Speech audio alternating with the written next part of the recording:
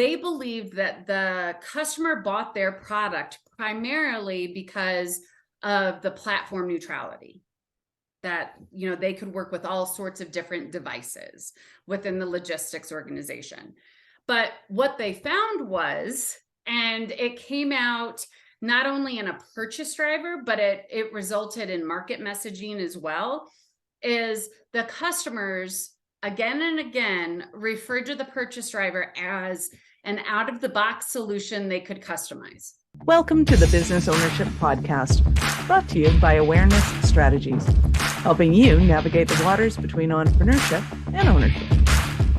Hey there, peeps. This is Michelle Nedelec, and I am super glad that you're here with us today because I'm here with my most amazing guest, Tonya. Tonya, thank you so much for being here with us today. Thank you for having me. I'm excited to have some time together. Thanks. So give us a highlight of who you are and a quick introduction to what you do for business. Sure. So my name is Tonya Bjurstrom. And if you look at the spelling in the show notes here, you'll be able to find me easily on LinkedIn. I think I'm the only Tonya Bjurstrom on there. Not exactly like a Smith last name. My company's Dirby, and I am the voice of the customer for B2B. So basically what that means is I help my clients to better understand how to uncover valuable customer insight while creating an experience for their customers. Nice. So before we get into what is customer insight, how did you get into that as a thing? So I was in enterprise technical sales for a bulk of my career. And then when I was approached to do some consulting, I was really doing more what I would call general business development type consulting, helping some small to mid-size tech companies to better their sales process, to identify critical points in their sales process, to figure out why deals were getting stalled, those sorts of challenges. And what I found was my first step in any type of engagement was to talk to customers, right? Who better to understand why somebody should buy your product or service than somebody who has bought your product or service? So I found, though, that particularly for entrepreneurs, for small to mid-sized businesses, and definitely for those who have a lot of domain expertise, but maybe not a lot of expertise in account management, business development, marketing, that is not a first instinct. And oftentimes it's not something that they're comfortable with. Not that they don't see the value in it, they just, it makes them uncomfortable. They don't know where to start. So that's where I really decided to focus my business on voice of the customer and helping those early stage and growth stage companies make sure that they're taking advantage of that existing customer base that they work so hard to get in the first place. Nice. So what kind of things do you find that they're missing out on? Is it because they're talking about their products and services and not asking questions, or is there something else that's going on there? So there's a lot of things that end up happening in conversations with customers. And one of them is right out the gate, assumption and bias. So it's human nature. If there's something you are close to, you are going to bring a certain amount of assumption and bias to the questions that you ask. There's a quote that I love, which is, if you believe you know the answer, you fail to ask the right question. And so when, as a sales rep or as an executive, when you're asking a client or a potential client questions about them, about their environment, about how to size a solution for them, you're not making assumptions because it's not something you're familiar with, right? That's information that you're really looking for that you don't believe you have the answer to.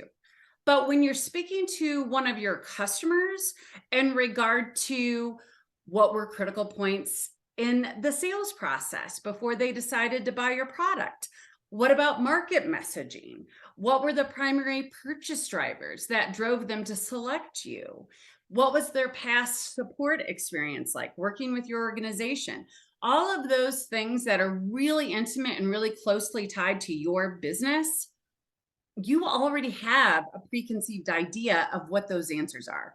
You are already just naturally making assumptions. And so particularly if if you're the founder of a company, if you're really closely tied to the roots of your organization, you're a little bit too close to what those answers could be. So by really bringing in a third party who can bring in a fresh perspective, who is skilled at asking the types of questions that need to be asked, you get a whole set of different information than if you try to do it yourself.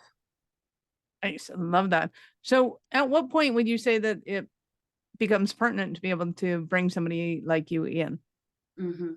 So for a lot of the clients that I've worked with, once they hit a point where they are starting to scale. So once it's no longer the owner, founder, entrepreneur themselves that is the only one in the organization having communication with the customers, or not the primary contact for the customers, that is a really good point to bring somebody in and start asking these questions. Awesome. So what about somebody that's early on goes, I'm really good at painting, but I really suck at sales. So I'm not going to do that. I'm going to bring somebody in. I'm going to assume that at that point, to set that salesperson up for success, you want to be able to, especially if the owner's not considered self-considered savvy at sales, that you want to be able to hone in on what those messages are and figure out why, are people coming to you and what are they getting out of what you do? Am I right? Yes. And, there are some options that I have for if we are looking at that early stage, right? Mm-hmm. Where somebody is truly just starting off, doesn't even have an existing customer base. There's some education that I can provide to help people understand how they could set up a program right out the gate. So if they do have that secondary resource available, then that can serve as a fresh perspective in itself. And at least to such point that maybe they've got a dozen customers. And then at that point, it really does help to have somebody else doing this work to not only bring the fresh perspective, but also make sure that the program stays focused and consistent, right? When a voice of the customer program is a byproduct of what is naturally occurring in sales and marketing, it isn't going to be successful. It requires intention. It requires focus. Otherwise, it gets left on the cutting room floor most of the time. So when you are working with somebody and you're kind of helping them to get that experience, how often would you say it's pertinent to come back and kind of go through the process again to figure out kind of where are your clients at now? Does it change annually? Does it change more frequently than that? That's a great question. One of the programs that I love to execute on for my clients is what I call voice of customer experience. So what you're doing is you're identifying what are the critical touch points within the experience of a customer. So from my perspective, the customer experience begins the moment that a potential customer becomes aware of your brand, right? That is, first impressions matter. And that really is the very beginning of their experience. And from there, it's really into infinity, as long as they engage and are buying your product and buying your service. And so what I see with a lot of organizations is if they have a voice of the customer program, or if they have a customer success or customer satisfaction program in place, reach out to their customers occurs on their timetable, right? It's okay, well, we survey our customers once a quarter, or our sales reps have quarterly business reviews. So we go to our customers for conversations prior to those quarterly business reviews so that we have an idea of what pipeline might look like, right? It's tied to what you are doing as an organization, not your customer's timetable. So I challenge my clients to let's look at this from the perspective of your customer, right? What are the critical touch points in the customer experience from the view of your customer? A lot of times it's things like right after they've implemented your solution, right? That's a pretty big touch point for an organization after a service or a product or a solution has been implemented. And they typically have a lot of feedback to provide that they want you to hear. Same thing if there's a significant warranty or support incident with your product or service, or if there's been a change of manager or stakeholder within the customer, right? So I advise my clients to establish when they're going to reach out and have these voice of customer interviews, these voice of customer conversations, have it based on the experience of your customer, not the arbitrary schedule that might fit into your meetings, basically. Your KPIs. Yeah, exactly. So it sounds like you're mostly B2B and higher price ticket. Is that right? Or For the most part, I mean, it needs to be, so definitely B2B. And one of the primary reasons for that is the product or service that's being offered, it needs to be significant enough in price and then significant enough in complexity to warrant having a 30-minute conversation with the customer. Right. So there needs to be enough there to really get in depth into the product, the service, the relationship. But everybody's putting enough on the table to be able to warrant that discussion. Exactly. Right. Yeah. The customers need to be invested in the success of my clients. Right. They need to not be able to just walk across the street and work with somebody else.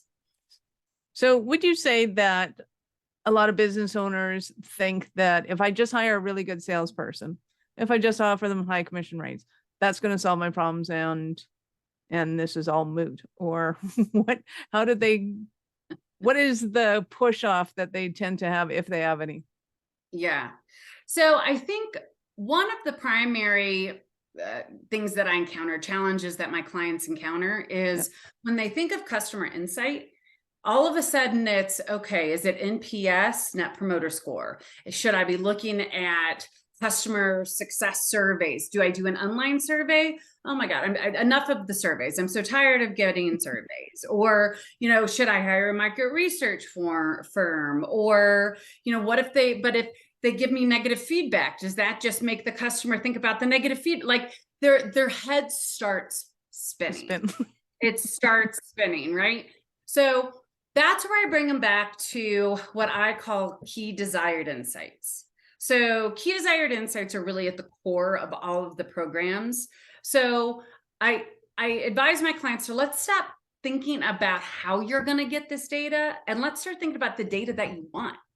What is the insight that you want from your clients? And from that point, it's pretty, it starts to become much more clear what type of mechanism, what kind of technique is going to help them get that insight. So if it's going to be an interview program, which, really is the flavor of insight that I work with, or is it going to be a customer success survey? And if that's the case, I have a great resource that I can refer them to. So starting with what you want to know, not getting all wound up about how you're going to go get it. So talk to me more about the one that you do when you're going into a client, and what kind of things does that entail? So they are voice of the customer interviews that are one-on-one. So it's myself or someone from my team on the phone with the customer. We schedule 30 minutes with the customer and we schedule 60 minutes on our side, because once the customers get talking, it isn't unusual for them to go over that 30 minutes and we don't want to cut them off.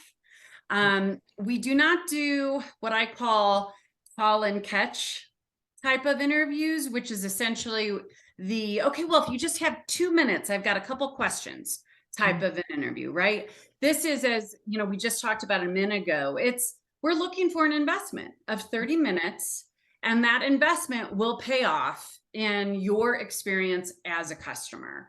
It will pay off in your vendor partner better understanding what it is that you need to be successful as a customer. So that's what the interviews look like. And where I mentioned I help my clients to not only uncover customer insight, but also create a better customer experience. This interview is part of creating a better customer experience. The customers who participate in these interview programs feel really valued. It is often that they're thanking me at the end of the interview for the time that I've given them to, to share their expertise, to share their insight. A lot of times I'll have them tell me, I get asked to do surveys or interviews all the time, but I've never had an experience like this where it truly, this is not a sales call in disguise. This is not asking for a bunch of, rankings on a scale of 1 to 10. It's a very warm, casual conversation.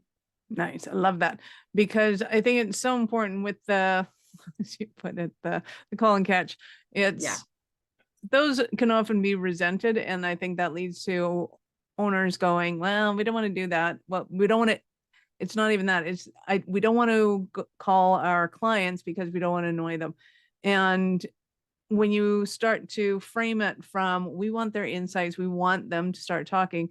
In my experience, it's been, they go beyond the half hour, which most people would think is miraculous. They're like, oh, they're going to give you 5 minutes. They give you a half an hour and then they're talking more because they want to be heard. They want to get solutions to the problems that they have. It just makes sense. And if, depending upon what the key desired insights are, depending upon what the insight is that my client is looking for in this particular program, a lot of times we are asking questions about industry expertise as well.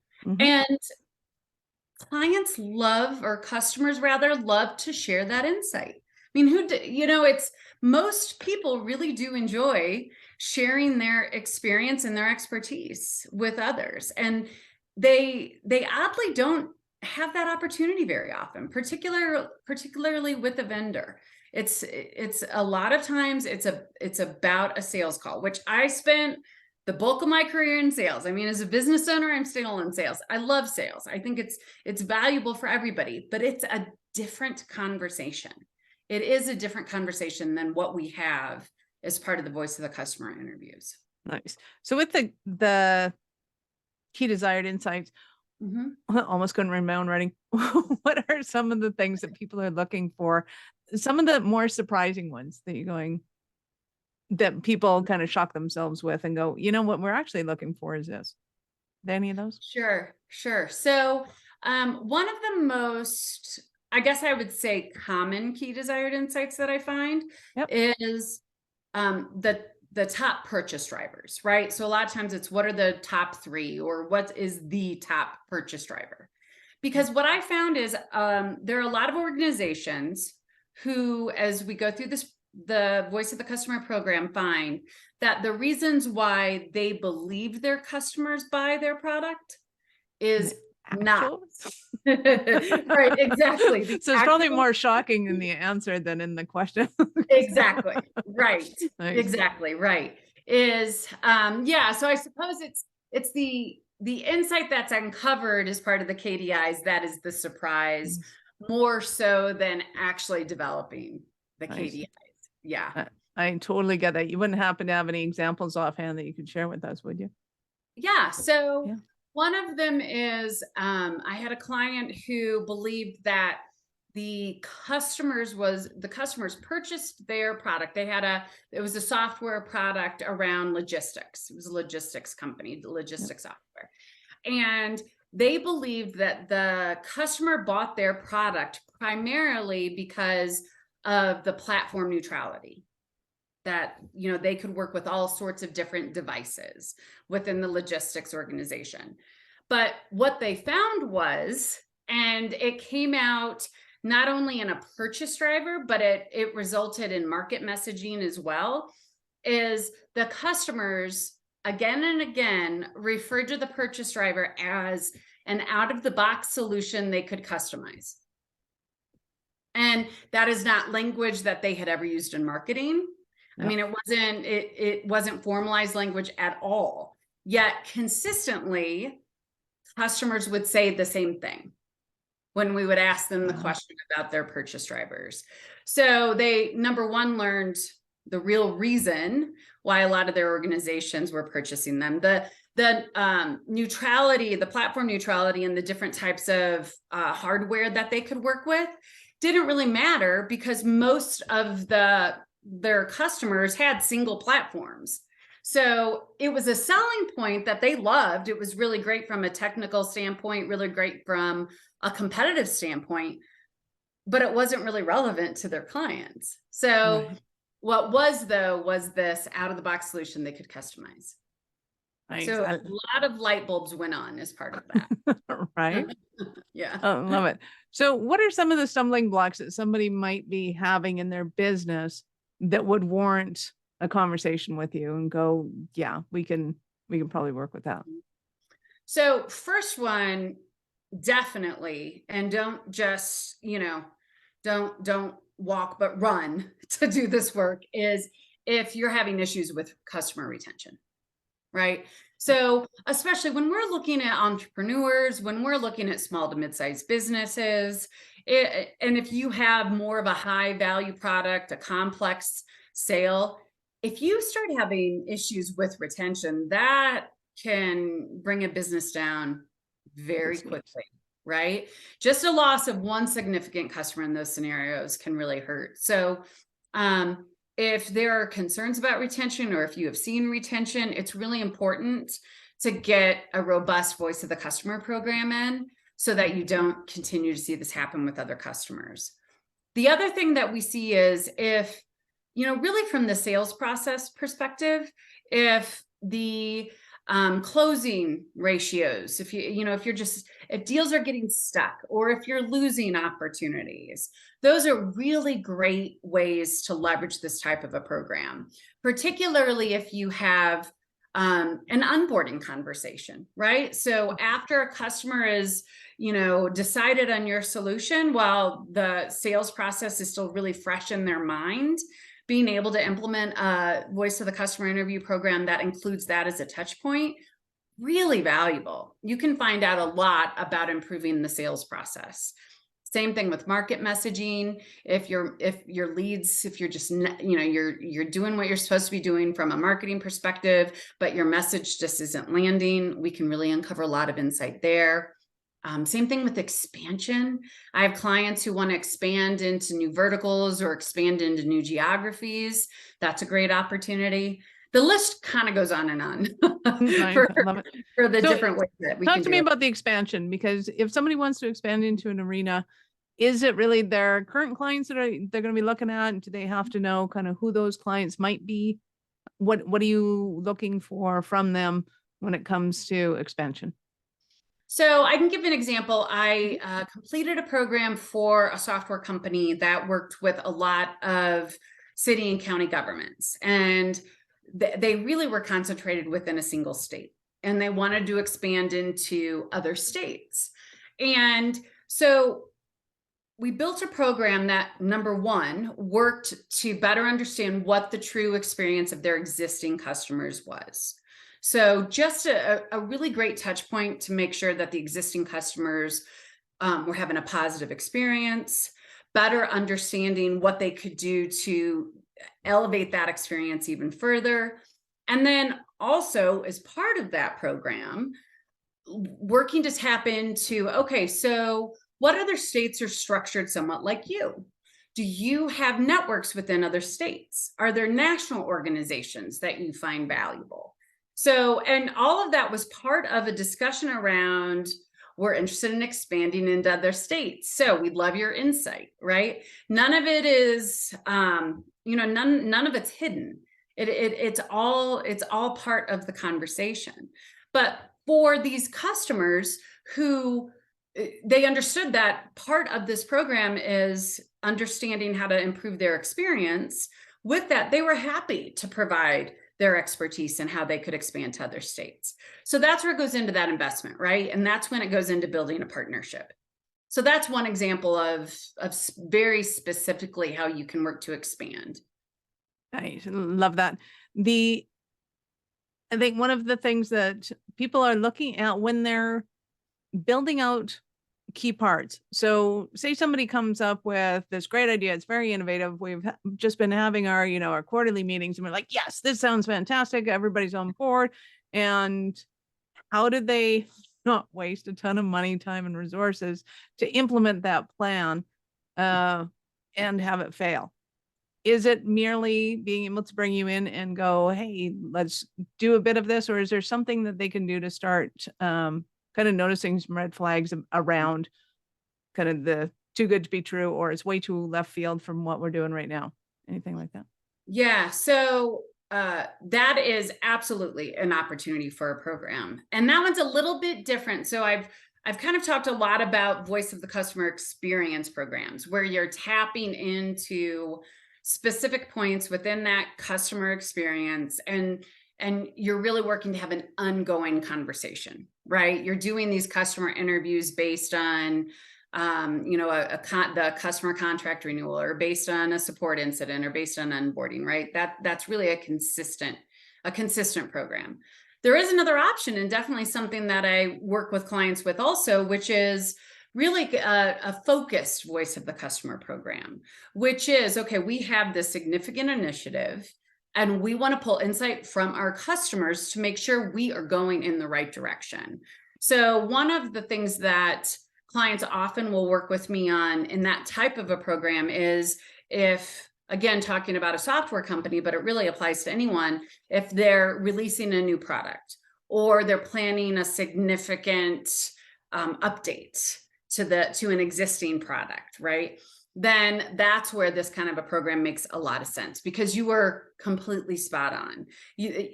Too many companies waste a lot of time, a lot of money going in the wrong direction because they didn't take 2 months to run a program to collect feedback from the people that can give them the most insight, which is their customers. Nice. Love it. So I know our listeners are going to want more from you. How did they start their journey with you?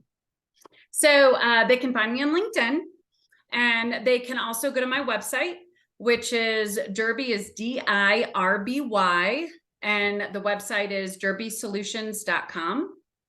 And I'd love talking to different companies who are looking at this. So happy to schedule an initial 15-20 minute call. I talked about these KDIs. If somebody is really trying to understand, what kind of insight could I uncover? Or if somebody knows the insight that they need to uncover and wants to understand if it's something that they really could work with their customers to better understand, then that is a conversation I love to have. Nice. Love it. And we will, of course, have all of Tonya's notes in the show notes. So feel free to scroll down and click on those links and get access to that information, of course, to Tonya. Awesome. So I get to ask you now, at what point in life did you know that you're especially kind of crazy enough to think that you could become an entrepreneur? Oh gosh. I think it was when I was 27 years old, and why the number so specifically sticks in my head, I don't know. But early in my career, I was really corporate focused. And, I wanted to be a VP before I was 30, and just all of the things that I thought that I wanted. And I hit VP by the time I was 27. And I remember when I got the promotion, that unfortunately, one of the first thoughts that I had was, this is it, huh? It was a little anticlimactic, I have to say. And that began me understanding that the corporate route was probably not going to be really what I wanted. That what I really loved was building and creating things and delivering them to those small to mid-sized companies that oftentimes don't have the resources that corporations do. And so that was when I really knew that I needed to pivot and go in a different direction. Thanks. I love it. You have been absolutely awesome. Any last words for our peeps? Oh my gosh. One of the things that I think is integral to this process is getting curious. Like, really, truly, just get curious about not only the things that you think you know already, Those are maybe the most important things to get curious about. But the types of things that you can learn in a conversation with a customer that you never expected. Just get curious, ask good questions. Nice. I love it. Thank you so much for your time, Tonya. I appreciate it, and I know how valuable it is. Thanks, Michelle. I really enjoyed this. Nice. Peeps, this is Michelle Nedelec. Thank you for being here with us today. Be sure to subscribe to the show and share it with your friends. We love helping entrepreneurs grow. Are you running a business over 7 figures but still struggling with technology headaches? Pay attention. You do not want to miss this offer. This podcast episode is brought to you by Awareness Strategies, who is offering a custom-built digital adoption roadmap for anyone running a business over 7 figures who's wanting to grow their business in the next 5 years. And it's not just a roadmap. They offer full implementation as well, if that scares the out of you. Check out awarenessstrategies.com/roadmap for more details today. The link's in the show's notes. Don't regret not doing this. Do it now. That's awarenessstrategies.com/roadmap.